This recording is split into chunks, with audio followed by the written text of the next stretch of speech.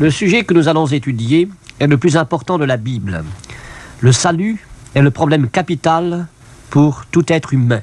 Nul n'a le droit d'ignorer ce que Dieu a fait pour le sauver et ce que l'homme doit faire pour s'approprier ce salut qui lui est offert gratuitement en Jésus-Christ. À toute personne qui n'a encore jamais lu l'Évangile, je lui conseille vivement de se procurer un exemplaire du Nouveau Testament, ce qui lui accordera la possibilité, si elle est soucieuse de la vérité biblique, de se reporter, grâce au texte que je cite au cours de l'exposé, de se reporter à l'Évangile même et d'appuyer ainsi sa foi sur la parole infaillible et inspirée de Dieu.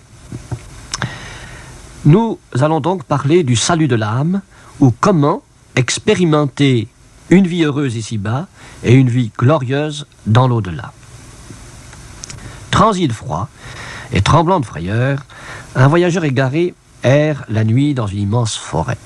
Il cherche un sentier susceptible de le mener vers un refuge. Ses yeux s'efforcent de percer l'inconnu des ténèbres qui l'environnent. Accablé de fatigue, il avance péniblement en tâtonnant, après un temps d'angoisse qui paraît être des années. Une petite lumière vacillante apparaît tout à coup dans le lointain. Alors la poitrine du voyageur se gonfle d'espoir. « Sauvé !» s'écrie-t-il. Pourtant, il est toujours dans le labyrinthe de la forêt. Mais la paix a remplacé la crainte et l'angoisse. La joie a chassé la sombre tristesse. Devenu allègre et heureux, il a l'impression d'être déjà hors de la forêt. Il se sait délivré de son état de perdition. La distance qui le sépare de la petite lumière lui semble être de quelques mètres seulement. À travers les chemins étroits, rocailleux et boueux, il ne tarde pas à entrer dans la pleine réalisation de son salut.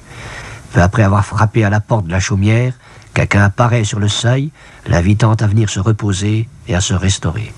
Le salut en espérance devient à cet instant une réalité parfaite. Ainsi en est-il du salut de l'âme. Pour l'homme égaré dans la sombre nuit du péché et qui rencontre Jésus la lumière du monde. Conscient de son état de perdition en ce monde souillé, l'homme pécheur entend ou lit l'évangile de la grâce divine, et c'est la découverte du Sauveur. De la foi en Christ résulte une joie intense, appelée la joie du salut. Cette joie inonde le cœur de tout pécheur qui croit au Christ crucifié pour l'expiation des péchés. C'est alors la lumière après les ténèbres, la paix après la crainte, l'espérance après l'angoisse. Engagé à partir de ce moment dans le chemin étroit et rocailleux qui conduit à la vie, le pécheur pardonné avance avec pleine confiance, attiré par Jésus, vers le glorieux épanouissement de ce merveilleux salut qui se réalisera parfaitement lors de l'entrée dans le ciel même. Pour bien comprendre ce salut, tel que l'Évangile le présente et le définit, il importe donc de l'étudier sous ces deux aspects. Premièrement, le salut présent, par la rencontre spirituelle et personnelle avec Jésus-Christ par le moyen de la foi.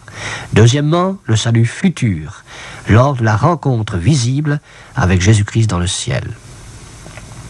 On sauve celui qui va périr, et le salut est en toute logique précédé de la perdition.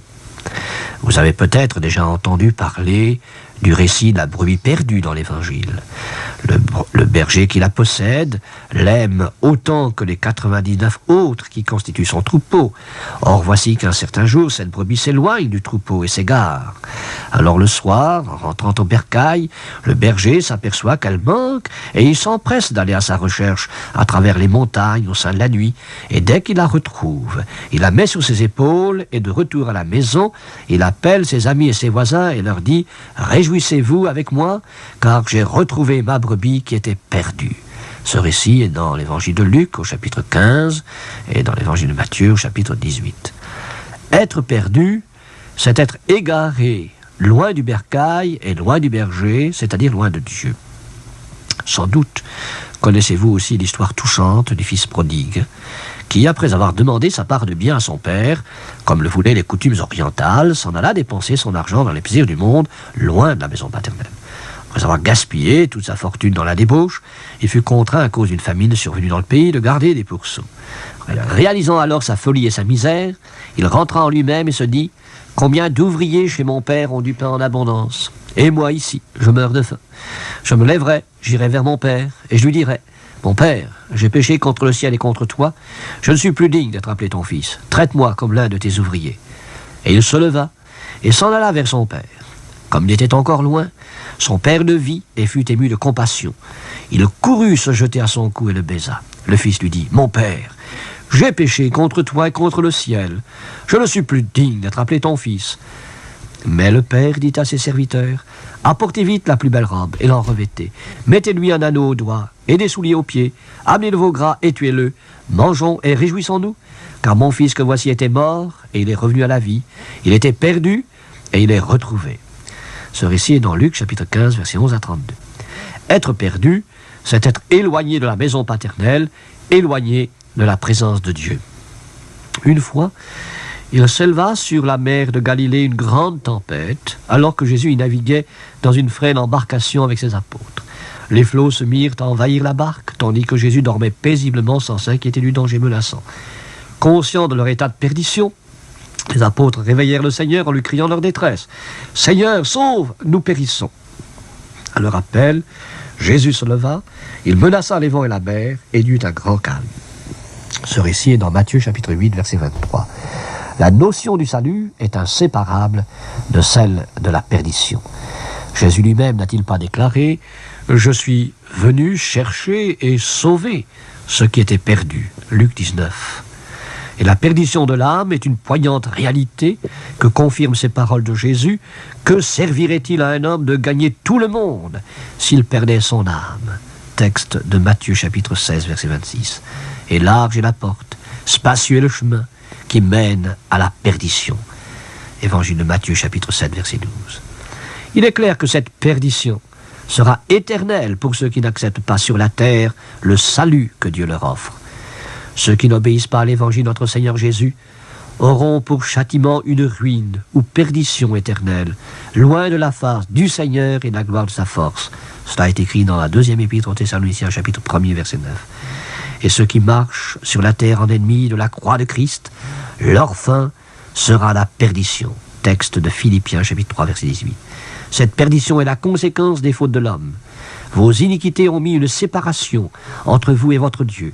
Vos péchés lui ont fait cacher sa face. Ésaïe 59, 2. Mais tous les hommes ne sont pas conscients de leur état de perdition, parce que tous n'ont pas conscience de leur péché. Il est donc possible d'être perdu sans le réaliser. Nul n'ignore le danger couru par le voyageur en plein désert.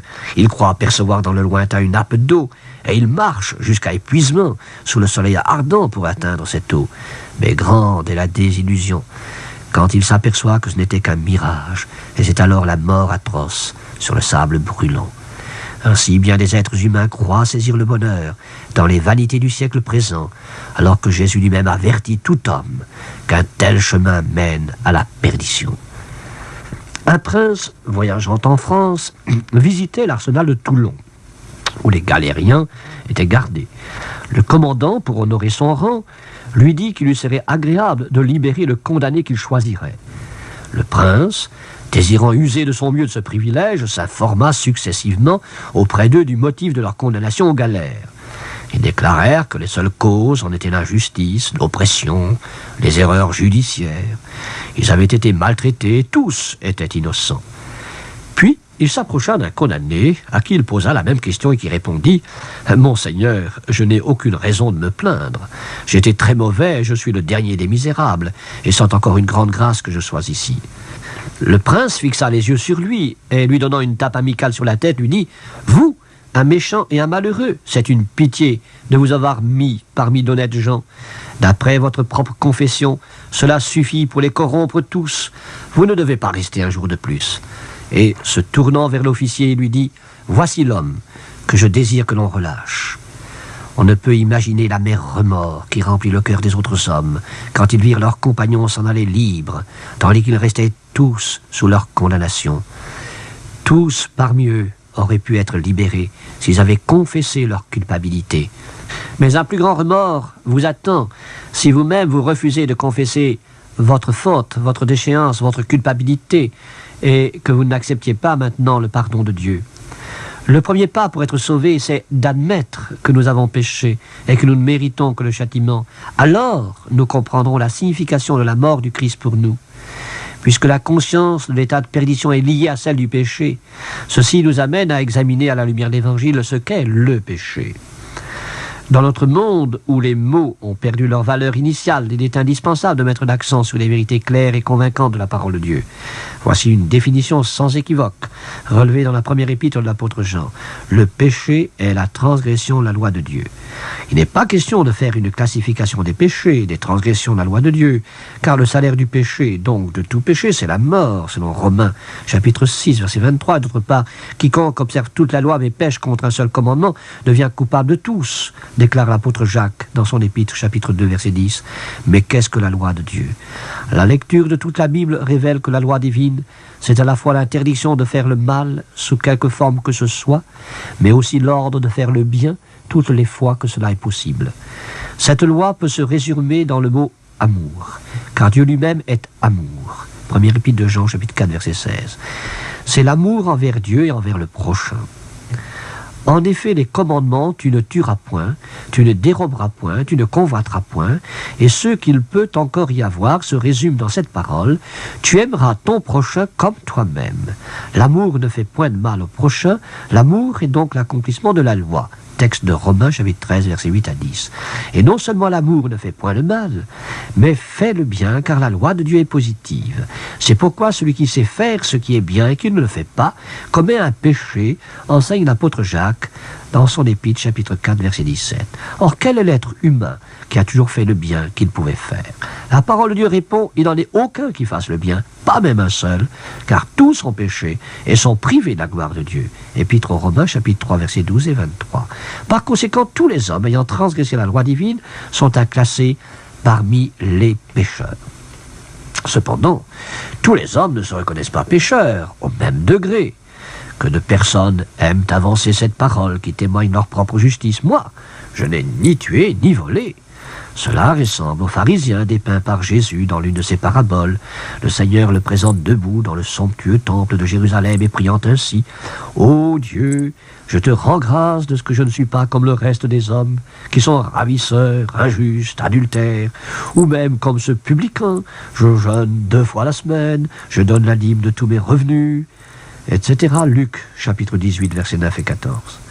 Et afin de marquer la nuance avec le péché repentant que Dieu agrée, Jésus fait l'éloge dans cette parabole du pauvre publicain douanier de l'époque à la solde de l'armée occupante et fait remarquer sa sincérité et sa confiance en la miséricorde divine. Il le décrit ainsi. Le publicain, se tenant à distance, n'osait pas même lever les yeux au ciel, mais il se frappait la poitrine en disant « Ô Dieu, sois apaisé envers moi qui suis un pécheur ». Ceux qui se persuadent être justes, en se comparant à leur prochain, qui a commis des péchés qui jugent scandaleux, se classent parmi les orgueilleux, et l'orgueil n'est-il pas aussi la transgression de la loi divine? En vérité, tout homme doit prendre l'attitude du publicain et s'accuser et plaider coupable, implorant le pardon de Dieu et non pas s'excuser en s'exaltant et en flétrissant autrui. Dieu ne peut pardonner les péchés qu'à ceux qui les reconnaissent et résolument les condamnent. C'est pour eux que Jésus est venu. Le salut est pour les perdus, pour les égarés, pour les pécheurs, qui implorent la bonté divine à l'exemple du publicain. Sois apaisé envers moi, qui suis un pécheur. Mais peut-être votre conscience est-elle profondément tourmentée, et vous vous demandez s'il y a possibilité de salut pour vous. Le prédicateur Finet fut un jour en présence d'un homme qui lui confessa toute sa vie de péché. Tout d'abord, cet homme lui présenta un revolver en lui déclarant qu'il avait servi à tuer 2 hommes. Puis demanda « Y a-t-il possibilité de pardon pour un homme tel que moi ?» Finet répondit simplement par cette parole de l'Écriture sainte « Le sang de Jésus purifie de tout péché. » Première épître de Jean, chapitre 1, verset 7. Ensuite, cet homme, perdu, confessa ses vols, sa méchanceté envers sa femme et sa fille. À chaque fois que cet homme demandait « Y a-t-il le pardon pour moi ?» ce fut la même réponse de Finet « Le sang de Jésus purifie de tout péché. » À partir de ce jour, le voleur et criminel devint un être nouveau. Songez au brigand sur la croix qui reconnut sa culpabilité en disant à son camarade « Pour nous c'est justice car nous recevons sans qu'on mérite nos crimes » et qui, adressa ensuite à Jésus cette prière « Souviens-toi de moi quand tu viendras dans ton règne » Jésus ne lui dit pas « Tu n'entreras pas dans le ciel car tu as tué et volé » Mais voyant sa repentance, il lui donna cette assurance. Je te le dis en vérité, aujourd'hui tu seras avec moi dans le paradis. Luc, chapitre 23, versets 41-43. L'Évangile traite tous les hommes sur le même pied d'égalité. Il n'y est point question de degré de culpabilité. Tous les hommes ont péché. Face à la sainteté divine, aucun être humain n'échappe à ce fait qu'il est souillé. Quel serait en effet celui qui oserait affirmer avoir toujours pratiqué le premier et le plus grand commandement de Dieu? Tu aimeras le Seigneur ton Dieu de tout ton cœur, de toute ton âme et de toute ta pensée. Matthieu chapitre 22. Qui oserait prétendre n'avoir jamais offensé Dieu et avoir toujours fait le bien qu'il pouvait faire? Nul n'échappe à cette affirmation de l'Évangile. Tous ont péché. Or, celui qui a péché, qui a commis une faute, est un coupable. Tous les hommes ayant péché, il s'ensuit logiquement qu'ils sont tous des pécheurs coupables. Un coupable étant toujours condamnable, donc tous les hommes sont condamnables. Le péché entraîne un châtiment. Le salaire du péché, c'est la mort, est-il écrit dans Romains chapitre 6, verset 28. L'homme coupable et condamnable doit donc être châtié. Or, le châtiment résultant du péché étant éternel, ceux-ci, en parlant des coupables non repentis, dit Jésus, iront au châtiment éternel. Matthieu 25, 46. Il se conçoit que l'homme ne peut pas expier son propre péché. C'est pourquoi Dieu a prouvé son amour à l'égard de sa créature pécheresse misérable en envoyant Jésus-Christ ici-bas à cause du péché et pour en faire l'expiation. Dieu nous a aimés et a envoyé son Fils comme victime expiatoire pour nos péchés, est-il écrit dans 1 Jean chapitre 4, verset 10. Et ce sont tous nos péchés, de toute notre existence, et tous les péchés de tous les hommes qui veulent croire en lui, qu'il a expié, car Jésus est lui-même une victime expiatoire pour nos péchés, non seulement pour les nôtres, mais aussi pour ceux du monde entier, est-il écrit dans la première épître de Jean, chapitre 2, verset 2. Pour faire cette expiation, Jésus a dû être fait semblable à nous-mêmes, en prenant un corps tel que le nôtre, selon le texte d'Hébreux 2, 17 et 10, verset 5. Que veut donc dire le mot expier? Étymologiquement, il signifie apaiser. Mais en général, on lui donne le sens de payer jusqu'au bout. Le péché est considéré comme une dette qui doit être réglée par une peine équivalente à l'offense. L'expiation est le châtiment qui compense un délit. Selon la gravité de la faute commise, les hommes exigent comme condamnation la pendaison, la guillotine, la chaise électrique, le bagne, la prison. On dit dans le langage courant qu'un condamné expie en prison. Il y a notion de réparation. L'expiation des péchés par Jésus-Christ est à la fois l'apaisement et le paiement. C'est un acte réparateur qui couvre le péché et apaise Dieu qui a été offensé. L'homme ne pouvant pas réparer sa faute vis-à-vis de Dieu en raison de la gravité de son péché aux conséquences éternelles, c'est Dieu lui-même qui, dans sa miséricorde, a pourvu au moyen de salut en faisant subir par Jésus, seul innocent et juste, le châtiment qui nous donne la paix, et dont parle Ésaïe au chapitre 53. Jésus ayant été frappé pour les coupables, l'expiation est accomplie, la justice divine est satisfaite, cette expiation est parfaite et définitive. Celui qui y croit en devient le bénéficiaire. Ce qui a été expié une fois pour toutes ne s'expie plus. En conséquence, la doctrine romaine du purgatoire qui s'exprime ainsi, les âmes qui vont au purgatoire y restent plus ou moins longtemps selon les fautes qu'elles ont à expier, et ceux qui y vont, ce sont ceux qui sont morts en état de grâce mais qui n'ont pas complètement expié leurs péchés sur la terre, est une flagrante erreur. Cet enseignement est en contradiction avec celui des Écritures qui affirme de façon formelle que le seul lieu d'expiation des péchés, c'est le mont Golgotha. La seule victime expiatoire, c'est Jésus. Si nous croyons cela, Dieu peut nous dire « Ton iniquité est enlevée, ton péché est expié ». Ésaïe chapitre 6, verset 7.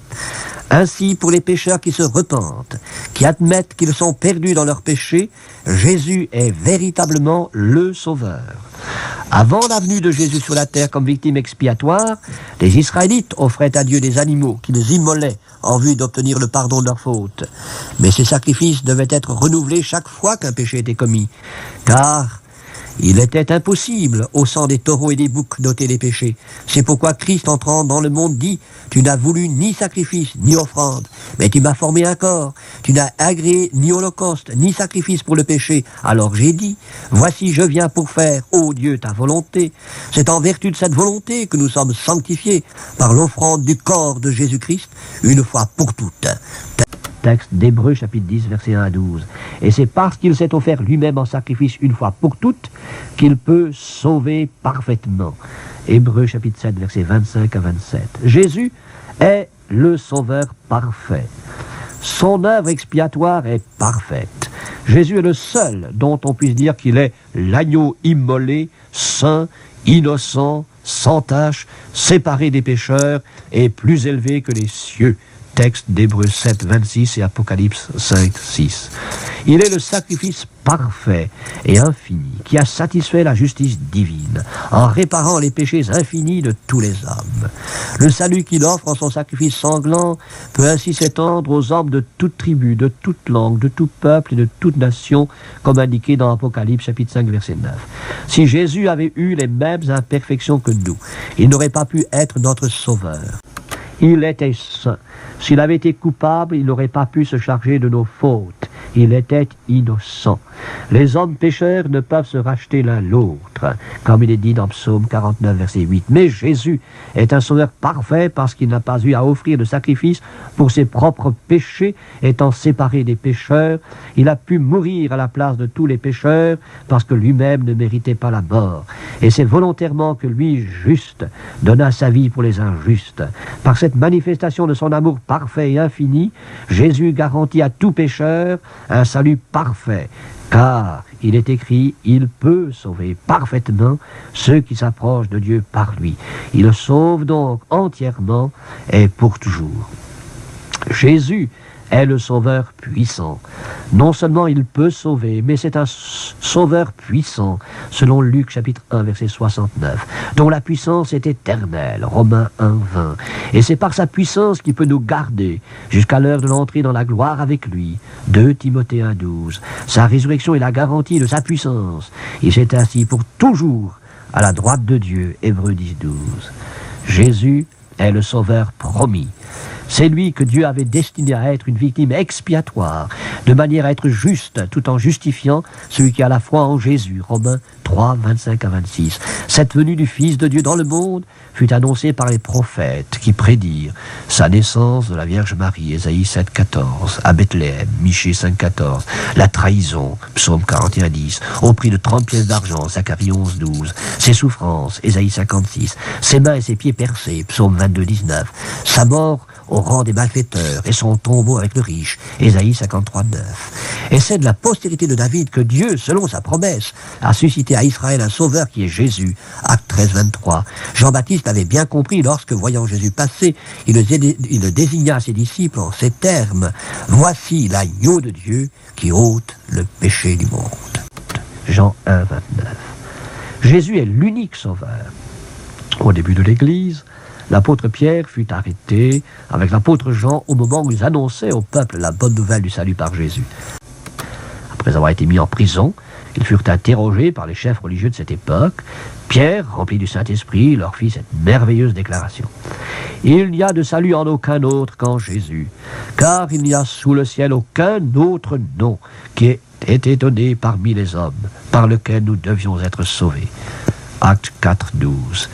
Il n'y a l'ombre d'aucun doute, le seul sauveur pour l'homme perdu dans ses péchés, c'est Jésus. Et avec les Samaritains qui crurent en lui, il est possible, après lecture de l'Évangile, de faire cette confession de foi. Nous savons que Jésus est vraiment le sauveur du monde. Jean 4, 42. Le salut est offert en Jésus. Il ne s'obtient pas par nos mérites, mais il a sa source dans la grâce. C'est par grâce que nous sommes sauvés, par le moyen de la foi. Et cela ne vient pas de nous, c'est le don de Dieu. Ce texte est dans Éphésiens chapitre 2, verset 8. Le salut est un acte de la miséricorde divine, grâce qui ne se mérite pas, ou alors ce n'est plus une grâce. C'est pourquoi il est impossible d'être sauvé par nos œuvres, nos propres efforts, nos aumônes, ou même par nos actes religieux. C'est offenser Dieu que de vouloir se sauver soi-même. C'est considérer comme insuffisante l'œuvre accomplie au calvaire. L'amnistie est une image de la grâce divine. C'est un pardon général, un acte du pouvoir législatif qui est à un fait punissable, arrête les poursuites, anéantit les condamnations qui en découlaient. De même, la grâce de Dieu anéantit la punition du pécheur, en la faisant subir par son Fils unique, puis efface le fait punissable qui en est la cause. Je ne me souviendrai plus de leurs péchés et de leurs iniquités. Cela est écrit dans Hébreux, chapitre 10, versets 11 à 18. Il importe maintenant de savoir comment il est possible de bénéficier de cette grâce divine. Ceci revient à poser la question que le gardien de la prison de la ville de Philippe adressa à l'apôtre Paul. Que faut-il que je fasse pour être sauvé? La réponse fut simple, précise. Crois au Seigneur Jésus et tu seras sauvé. Actes chapitre 16, verset 30-31. Le salut accordé par la grâce de Dieu se reçoit donc par le moyen de la foi. Une âme angoissée disait un jour à un serviteur de Dieu: « Oh, monsieur, je ne puis pas croire. » Le prédicateur répondit tranquillement avec sagesse: « Vraiment? Et en qui ne pouvez-vous pas croire ?» Ceci rompit le charme. L'âme en détresse regardait la foi comme quelque chose d'indescriptible qu'elle devait sentir au-dedans d'elle-même afin de pouvoir être sûre d'aller au ciel. Le prédicateur lui montra que sa foi devait être fondée sur Jésus et sur sa parole et non pas sur des sentiments intérieurs. Tous peuvent croire. C'est une chose très simple. Vous avez souvent entendu parler de naufrage. Et vous savez qu'à ce moment-là, une bouée de sauvetage est une chose précieuse. Imaginez-vous par exemple que vous soyez tombé à la mer et que d'un canot qui se trouve à proximité, un marin vous lance une bouée. Votre première réaction sera de saisir cette bouée afin de ne pas périr dans les flots. Mais pourquoi saisir la bouée ? Tout simplement parce que vous croyez que la bouée peut vous soutenir sur l'eau. Votre foi en cette bouée détermine un acte, vous la saisissez. Jésus-Christ est l'objet de la foi pour le pécheur perdu, comme la bouée pour celui qui se noie. Il ne servirait à rien au naufragé de discuter en présence de la bouée et de se dire « Est-elle capable de me soutenir sur l'eau ou pas ? Puis-je sans crainte m'appuyer sur elle ?» Dans de telles circonstances, il n'y a pas de place pour des raisonnements de ce genre. Le doute est exclu. Celui qui périt a la ferme assurance que la bouée le sauvera. La foi, est-il écrit dans Hébreux 11, verset 1, est une ferme assurance des choses qu'on espère. Elle conduit à l'expérience. La foi du naufragé lui fait saisir la bouée. La foi du pécheur conscient de son état de perdition lui fait accepter Jésus-Christ comme sauveur personnel. La foi accepte et saisit le don de Dieu en Jésus-Christ, de sorte que ce n'est pas la foi qui est un don de Dieu, mais le salut offert par grâce. Tous ceux qui veulent croire peuvent croire, et ainsi s'approprier le salut de Dieu. N'attendez pas que Dieu vous donne la foi, la possibilité de croire est en vous. Si l'Évangile dit à l'homme croire, c'est que l'homme est capable de croire. Mais étant donné que l'homme est un être libre de sa décision, Dieu fait appel à sa volonté. Veux-tu croire? Cette libre décision d'accepter le salut de Dieu, de croire au sacrifice expiatoire de Jésus-Christ, détermine une attitude appelée la conversion. Un jour que j'allais visiter des chrétiens isolés dans la campagne, en Normandie, je m'égarais dans un chemin boueux et sans issue. Pour savoir la bonne direction, je m'adressai à un sympathique fermier de la région et me fit remarquer que j'étais allé trop loin, qu'il me fallait faire demi-tour et prendre un chemin sur ma droite. Je crus aux paroles de cet homme et après avoir suivi ses indications, j'arrivai à bon port. Ainsi, la foi en Jésus-Christ et en son évangile doit amener en nous un changement dans la direction de notre vie. C'est la conversion. Se convertir, se détourner du mauvais chemin, de l'impasse. C'est s'éloigner de cette direction qui conduit à la perdition pour s'engager dans le bon, l'étroit chemin qui conduit à la vie éternelle. On demandait à un soldat chrétien de raconter sa conversion et il répondit avec une concision toute militaire: « Le Seigneur me trouva et commanda, garde à vous, fixe, demi-tour, à droite, en avant, marche. » J'ai obéi à ses commandements. Il y a quelque chose de typiquement vrai dans cette réponse. Dieu commence par réveiller notre conscience sur le chemin du péché. Puis vient la conversion, le grand demi-tour. Et c'est la marche dans la vie nouvelle vers le prix de la vocation céleste en Jésus-Christ. Le message des apôtres aux foules qui venaient les écouter se résumait dans ces paroles. Repentez-vous et convertissez-vous pour que vos péchés soient effacés. Acte 3, 19. Si la foi provoque la conversion, il se conçoit qu'il ne peut y avoir de conversion sans que la foi soit précédée de la repentance. La repentance concerne le passé. C'est la tristesse éprouvée à la pensée d'avoir offensé Dieu. C'est le résultat de la conviction de péché produite en l'homme pécheur par le Saint-Esprit. C'est un acte négatif intérieur qui consiste à rentrer en soi-même et à considérer son état de perdition avec le désir de ne pas y rester.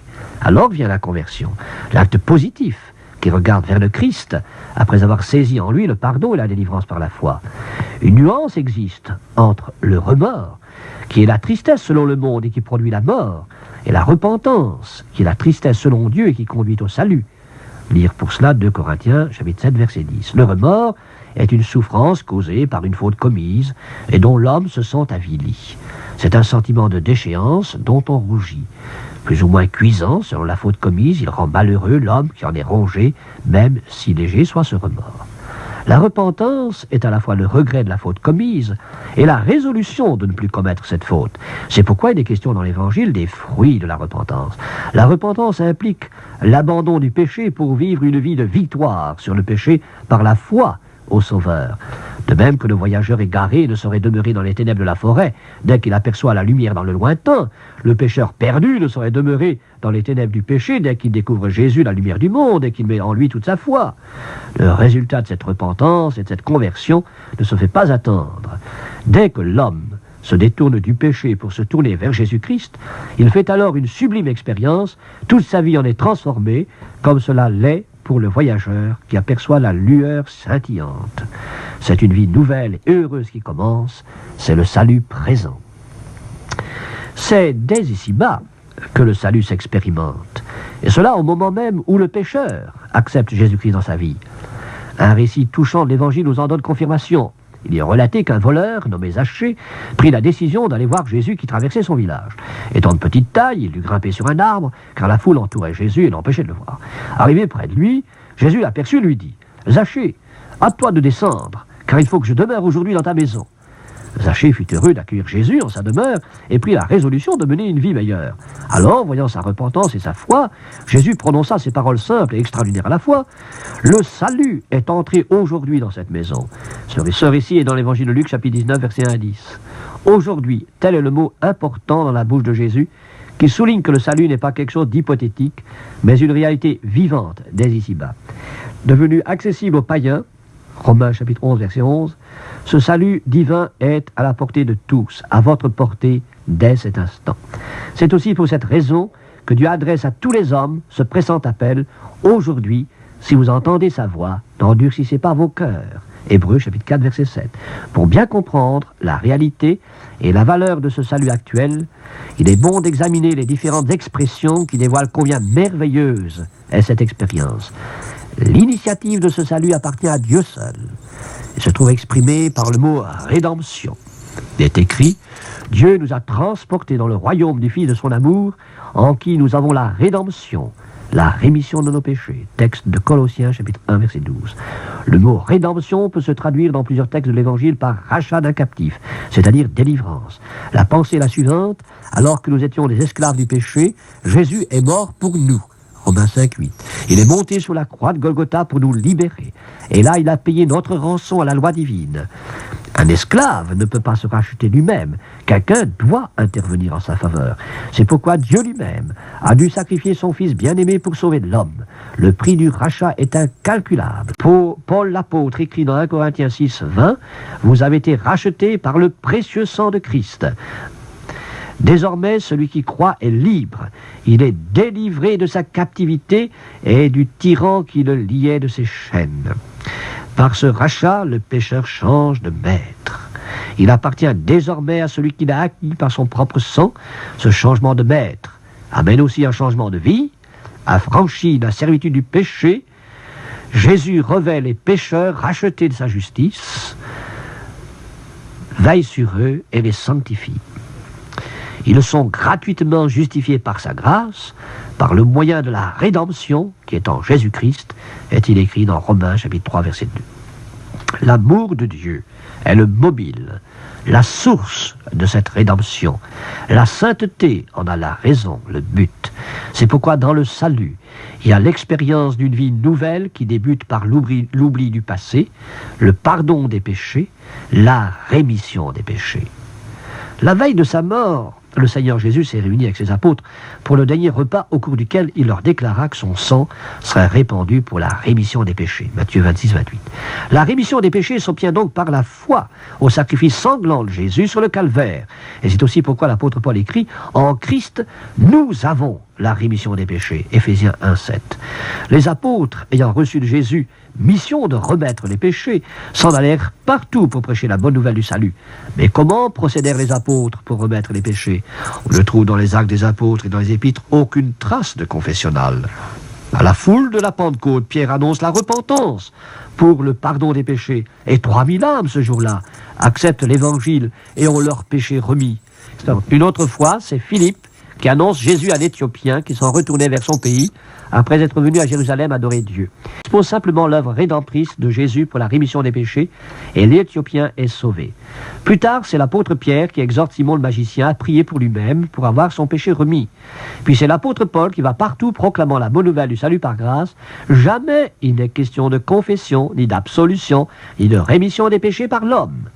Lorsque le geôlier de Philippe, après le tremblement de terre qui ébranla la prison où Paul était prisonnier, vint lui demander « Que faut-il que je fasse pour être sauvé ?» Paul ne lui dit pas « Confesse-moi tes péchés, puis je te donnerai l'absolution et tu auras tes péchés remis. » Non, il lui dit tout simplement « Crois au Seigneur Jésus et tu seras sauvé. » Et cette nuit-là, le geôlier eut ses péchés remis, puis il se réjouit avec toute sa famille de ce qu'il avait cru en Dieu. Jésus donna à ses disciples cet ordre, « Allez et prêchez la bonne nouvelle à toute créature », leur laissant ainsi le moyen pour remettre les péchés. C'est par la foi au sacrifice de Christ que les péchés sont remis. Le mot rémission équivaut au mot pardon. Autrefois, il existait une lettre de rémission qui était une lettre de grâce accordée par le roi en faveur d'un condamné et adressée au juge. Aujourd'hui, nous possédons la lettre de rémission du roi des rois, de Jésus lui-même, et cette lettre, c'est son testament. Ceux qui croient à cette bonne nouvelle du salut ont tous leurs péchés remis. Écrivant aux chrétiens de l'assemblée de Colosse, l'apôtre Paul leur dit « Vous étiez morts par vos offenses, Dieu vous a rendu à la vie avec Christ en vous faisant grâce pour toutes vos offenses. » Colossiens 2, 13. Toutes les offenses étant effacées, c'est l'entrée dans la vie avec Christ, c'est la renaissance ou nouvelle naissance. Un pharisien nommé Nicodème vint, lui, auprès de Jésus de nuit et lui dit « Maître, nous savons que tu es un docteur venu de Dieu, car personne ne peut faire les miracles que tu fais si Dieu n'est avec lui. » Jésus lui répondit « en vérité, je te le dis, si un homme ne naît de nouveau, il ne peut voir le royaume de Dieu. » Ce texte est dans Jean chapitre 3, verset 1 à 3. « Naître » est un mot dont personne n'ignore le sens. Cela signifie bien entrer dans la vie, venir au monde, commencer sa vie sur la terre. Or, la nouvelle naissance dont parle Jésus, c'est justement l'entrée dans la vie spirituelle, c'est venir au monde spirituel, c'est commencer une vie nouvelle dans le royaume de Dieu. L'apôtre Jean rappelle cette naissance dans son évangile au chapitre 1. À tous ceux qui ont reçu Jésus, à tous ceux qui croient en son nom, Jésus a donné le pouvoir de devenir enfants de Dieu, lesquels sont nés, non du sang, ni de la volonté de la chair, ni de la volonté de l'homme, mais de Dieu. Ceci dévoile une fois de plus que le salut est l'œuvre de Dieu. Nous ne sommes pas sauvés par le fait que nous sommes nés de parents chrétiens. Par la naissance naturelle, on peut naître catholique, protestant, anglican, musulman, mais c'est seulement par la foi, au nom de Jésus, que nous devenons enfants de Dieu. Le pouvoir de naître enfant de Dieu n'est donné qu'à ceux qui acceptent Jésus comme sauveur personnel. Étant né de Dieu, tout notre être intérieur est transformé. L'âme est désormais éveillée à la vie divine et s'abandonne à Jésus-Christ pour qu'il imprègne en elle sa propre vie. C'est un changement radical opéré dans les sentiments et dans les pensées. Cette œuvre intérieure est aussi appelée régénération. Vous qui avez été régénérés par la parole vivante et permanente de Dieu, 1 Pierre 1, 23, c'est véritablement l'œuvre de Dieu dans l'âme du pécheur. Dieu est le créateur de cette nouvelle vie spirituelle et c'est pourquoi il est exact de dire que le salut est aussi une recréation. Si quelqu'un est en Christ, il est une nouvelle créature. Les choses anciennes sont passées, toutes choses sont devenues nouvelles, et tout cela vient de Dieu. 2 Corinthiens 5, 17. Ce qui est quelque chose, ce n'est donc pas d'être pratiquant de rites religieux ou de préceptes légalistes, mais d'être une nouvelle créature. Galates 6, 15. L'homme ne peut pas créer. La nouvelle créature est une preuve de l'incapacité de l'homme à réaliser son salut par les œuvres, si excellentes soient-elles. Le salut est l'œuvre miraculeuse de Dieu dans l'âme humaine. Un chrétien n'est pas son propre ouvrage. La parole de Dieu qui est la Bible dit que nous sommes l'ouvrage de Dieu, ayant été créés en Jésus-Christ pour de bonnes œuvres que Dieu a préparées d'avance afin que nous les pratiquions. Texte d'Éphésiens chapitre 2 verset 10. Les œuvres chrétiennes ne précèdent pas le salut, bien au contraire. Les seules œuvres que Dieu agrée sont celles qui sont le produit de la nouvelle vie en Christ. Elles proviennent de la foi, la confirment et la démontrent. Nous sommes donc sauvés pour, c'est le mot employé dans le texte d'Éphésiens cité plus haut, et non par les bonnes œuvres. Les bonnes œuvres, sauvés pour servir ici-bas, et cela jusqu'au jour de notre entrée dans la vie céleste. En effet, nous ne sommes pas sauvés que pour le temps présent, car le salut de Dieu est un salut éternel, dont Jésus est l'auteur, selon le texte d'Hébreux 5, verset 9. C'est un salut qui sera sans fin, un salut éternel, une félicité glorieuse qui durera toujours. Il y aura dans l'au-delà l'épanouissement du salut reçu ici-bas. Ce sera le salut futur dans sa réalité. Avant de quitter la terre, Jésus dit à ses apôtres, « Il y a plusieurs demeures dans la maison de mon Père. Si cela n'était pas, je vous l'aurais dit, je vais vous préparer une place, et lorsque je m'en serai allé, et que je vous aurai préparé une place, je reviendrai, je vous prendrai avec moi, afin que là où je suis, vous y soyez aussi. Vous savez où je vais, et vous en savez le chemin. » Jean 14, versets 2 à 4. La vision de la vie chrétienne va au-delà de la terre, vers les demeures du Père. Notre patrie est dans les cieux, d'où nous attendons pour sauveur notre Seigneur Jésus-Christ, dit Paul dans Philippiens 3, 20.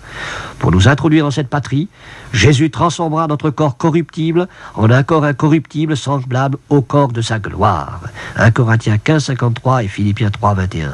Le Sauveur sauve aujourd'hui et l'histoire du salut connaîtra une phase glorieuse lorsque tous ceux qui auront cru seront à la fin des temps introduits dans le ciel même. Apocalypse 22, versets 1 et 5. L'espérance réservée dans les cieux, selon Colossiens 1,5, est pour tous ceux qui sont devenus enfants de Dieu par la foi en Jésus. C'est une magnifique espérance, puisque les sauvés sont faits héritiers de Dieu et co-héritiers de Christ, selon le texte de Romains 8, 17.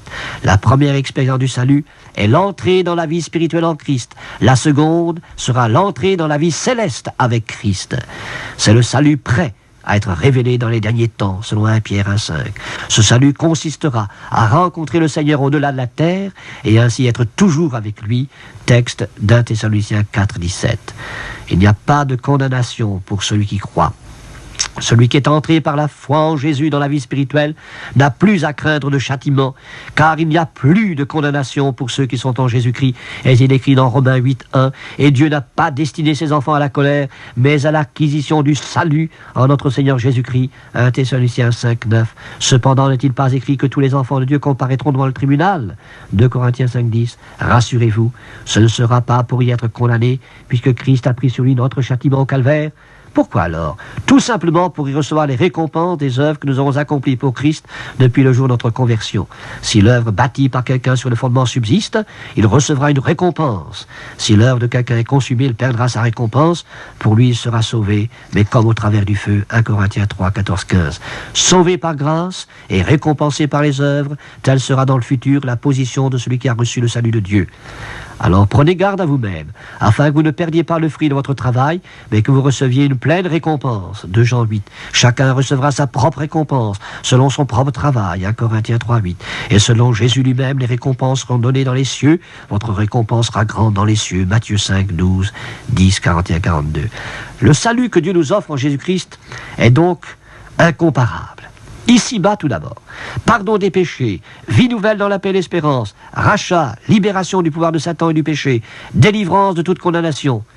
Là-haut et bientôt, introduction dans la maison du Père, le ciel même, corps glorieux, co-héritier avec Christ des biens éternels, récompense pour l'avoir bien servi ici-bas. Bien-aimés, nous sommes maintenant enfants de Dieu. Et ce que nous serons n'a pas encore été manifesté, mais nous savons que lorsque cela sera manifesté, nous serons semblables à lui parce que nous le verrons tel qu'il est. Ainsi l'écrit l'apôtre Jean en sa première épître, chapitre 3, verset 2. Maintenant donc, enfants de Dieu, c'est le salut présent. Demain, semblable à Christ, salut futur. Ce qui est parfait sera venu lorsque nous le verrons face à face. Le salut sera dans son plein épanouissement. Nous serons toujours avec le Seigneur. Et maintenant, je voudrais terminer en vous disant comment avoir la certitude du salut. Le voyageur égaré dans la nuit sait qu'il est sauvé lorsqu'il aperçoit la lumière. Le naufragé sait qu'il ne périra pas lorsqu'il a saisi la bouée. Même si le pécheur perdu regarde à Jésus et saisit en lui le salut de Dieu, il est sauvé. Pas besoin de sentir intérieurement que l'on est sauvé. Ce qui est très important, c'est surtout de savoir que l'on est sauvé. Beaucoup de personnes ont trop confiance dans les sentiments qu'ils éprouvent plutôt que dans la vérité écrite de la parole de Dieu. C'est pourquoi je vous invite à fonder votre foi sur les paroles vraies et sûres de l'Évangile et non sur des impressions intérieures. Voici glanées quelques affirmations indiscutables de la parole de Dieu qui apportent la certitude du salut que Dieu offre en Jésus-Christ. Texte de Jean chapitre 6 verset 47. Celui qui croit en moi a la vie éternelle, dit Jésus. Jésus ne dit pas il aura, mais il a. Le salut n'est pas problématique. Dès que sa foi est placée en Jésus, le pécheur possède le salut. La vie éternelle commence dès l'acceptation de Jésus comme sauveur. Je crois en Jésus mort pour expier mes péchés au calvaire, donc j'ai la vie éternelle. Le texte d'Éphésiens 4, 32, Dieu vous a pardonné en Christ. Il n'est pas écrit Dieu vous pardonnera, mais Dieu a pardonné. C'est une chose faite. J'accepte Jésus comme mon sauveur, donc je suis pardonné. Il ne me reste plus qu'à le remercier pour son pardon et lui prouver ma reconnaissance en l'aimant et en le servant avec joie. Texte de Colossiens 2, verset 13, Dieu nous a rendus à la vie avec lui en nous faisant grâce pour toutes nos offenses. Il n'est pas écrit que Dieu nous fera grâce. Il l'a fait. Dieu nous a fait grâce pour toutes nos offenses. Quelle que soit à vue humaine la gravité de nos péchés, Dieu nous fait grâce pour tout notre passé, si sombre a-t-il été. Puisque Dieu m'a fait grâce, je n'ai plus à lui demander pardon pour mes péchés passés, mais à le louer pour son merveilleux salut. Texte de 1 Jean 2,12. Vos péchés vous sont pardonnés à cause de son nom. C'est une chose accomplie. Vos péchés sont pardonnés. Voilà pourquoi Dieu me considère comme juste en Christ, et étant justifié par la foi, nous avons, non pas nous aurons, nous avons la paix avec Dieu par notre Seigneur Jésus-Christ. Romains 5,1. Et le texte de 1 Jean 5,13, je vous écris ces choses afin que vous sachiez que vous avez la vie éternelle, vous qui croyez au nom du Fils de Dieu. Ainsi donc, celui qui croit sait qu'il a la vie éternelle. Sa foi repose sur la parole de Dieu et non sur le sentiment. En conséquence, elle est inébranlable. Il sait, et il ne peut pas y avoir présomption à croire ce qu'affirme l'Écriture, mais il y a manifestement incrédulité à ne pas accepter les vérités de l'Évangile. Dans le texte Romains 8.1, il n'y a donc maintenant aucune condamnation pour ceux qui sont en Jésus-Christ. Je suis en Jésus-Christ parce que je crois en lui, je n'ai donc à craindre aucune condamnation. La peur des tourments a fait place à la joie débordante de l'espérance glorieuse des enfants de Dieu concernant la félicité éternelle dans le royaume de Dieu. Maintenant, il n'y a aucune condamnation. Quelle certitude! Salut présent et merveilleux. Et citons le texte de 1 Jean 3, 1 à 2. Voyez quel amour le Père nous a témoigné pour que nous soyons appelés enfants de Dieu. Et nous le sommes. Bien-aimés, nous sommes maintenant enfants de Dieu. Nous le sommes, pas demain, mais maintenant. Notre salut n'est pas une supposition, un vague espoir. C'est une certitude absolue. Le Nouveau Testament est rempli de semblables affirmations. Celui qui doute de son salut, c'est celui qui ignore les révélations divines. C'est pourquoi appuyez votre foi sur les paroles inspirées de Dieu et contenues dans ce livre extraordinaire appelé le Nouveau Testament. Lisez-le, relisez-le. L'ange ne dit-il pas au berger lors de la naissance de Jésus: je vous annonce une bonne nouvelle. Pour tout le peuple, sujet d'une grande joie, c'est qu'aujourd'hui dans la vie de David, il vous est né un sauveur qui est le Christ, le Seigneur. Texte de Luc, chapitre 2, verset 10. Cet écho retentit à travers toutes les pages des Saintes Écritures, comme en ce texte d'or de l'Évangile de Jean, chapitre 3, verset 16, Dieu a tant aimé le monde qu'il a donné son Fils unique, afin que quiconque croit en lui ne périsse pas, mais qu'il ait la vie éternelle.